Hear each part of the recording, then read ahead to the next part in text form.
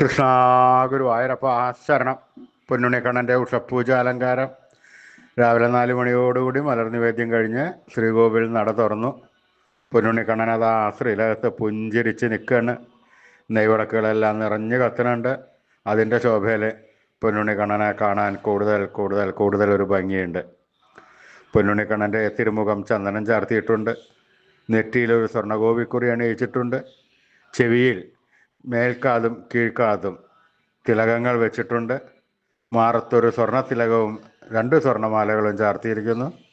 പൊന്നിൻ കിങ്ങിണി കെട്ടി പട്ടുകോണകമെടുത്ത് ഒരു ചുവപ്പ് പട്ടും പച്ചപ്പട്ടും കൂട്ടിക്കെട്ടി ഞൊറിഞ്ഞെടുത്തിട്ടുണ്ട്.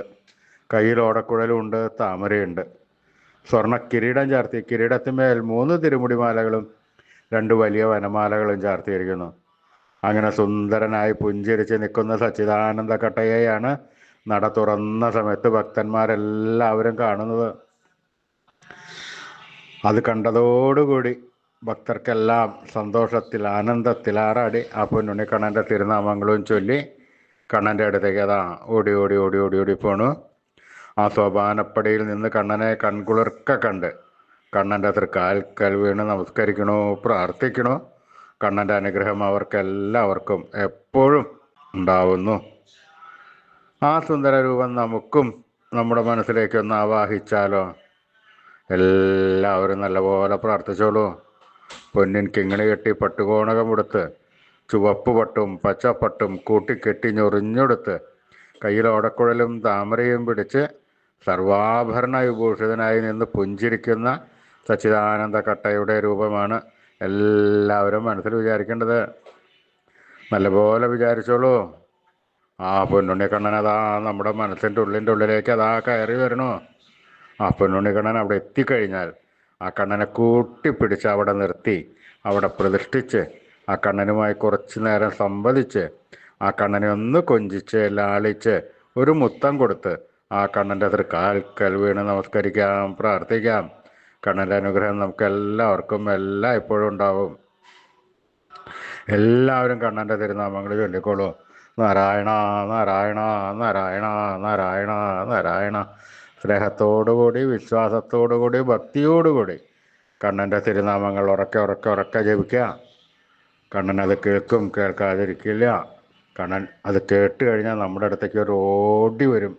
എന്നിട്ട് നമ്മുടെ ഒക്കത്തൊക്കെ ഒന്ന് കയറിയിരുന്ന് നമുക്കൊരു മുത്തം തന്ന് വേണ്ട സമയത്ത് വേണ്ടതെല്ലാം വാരിക്കോരി തന്ന് കണ്ണൻ നമ്മളെ അനുഗ്രഹിക്കും.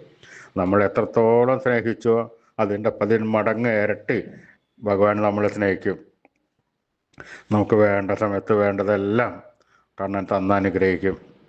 എല്ലാവരും കണ്ണനെ സ്നേഹത്തോടു കൂടി വിളിച്ചോളൂ. നാരായണ നാരായണ നാരായണ നാരായണ. കൃഷ്ണായ വാസുദേവായ ഹരേ പരമാത്മനെ പ്രണതക്ലേശനാശായ ഗോവിന്ദായ നമോ നമഃ. കൃഷ്ണായ വാസുദേവായ ഹരേ പരമാത്മനെ പ്രണതക്ലേശനാശായ ഗോവിന്ദായ നമോ നമഃ. കൃഷ്ണായ വാസുദേവായ ഹരേ പരമാത്മനെ പ്രണതക്ലേശനാശായ ഗോവിന്ദായ നമോ നമഃ. അച്യുതാനന്ദ ഗോവിന്ദ അച്യുതാനന്ദ ഗോവിന്ദ അച്യുതാനന്ദ ഗോവിന്ദ. ഈ നാമത്രയ മന്ത്രം എല്ലാവരും ദിവസേന ഉപാസിക്കുക. നിത്യവും ഉപാസിച്ചു കഴിഞ്ഞാൽ നമുക്ക് ആയുരാരോഗ്യ സൗഖ്യം, സർവസമ്പൽ സമൃദ്ധി, സർവ ഐശ്വര്യം, സന്തതി പരമ്പരകൾക്കെല്ലാം ശ്രേയസ് ഉണ്ടാവുന്നതാണ്. ഋഷീശ്വരന്മാർ തലമുറകൾ കൈമാറി തന്ന ഈ അമൂല്യനിധി നമ്മൾ വിട്ടുകളയരുത്. നമ്മൾ ഉപാസിക്കണം. അത് മാത്രം പോരാ, നമ്മുടെ വരും തലമുറകൾക്കത് ഉപദേശിച്ചു കൊടുത്ത് അവരെ ഉപാസിപ്പിക്കുകയും വേണം. അപ്പോൾ എല്ലാവരും ഇപ്പം തന്നെ ഇന്നെ തുടങ്ങിക്കോളൂ നാമത്രയ മന്ത്രം ചൊല്ലാൻ. ഈ കലികാലത്ത് ജപിക്കാൻ പറ്റിയ ഉത്തമമായ മന്ത്രം കൂടിയാണ് നാമത്രയ മന്ത്രം. അച്യുതാനന്ദ ഗോവിന്ദ അച്യുതാനന്ദ ഗോവിന്ദ അച്യുതാനന്ദ ഗോവിന്ദ അച്യുതാനന്ദ ഗോവിന്ദ.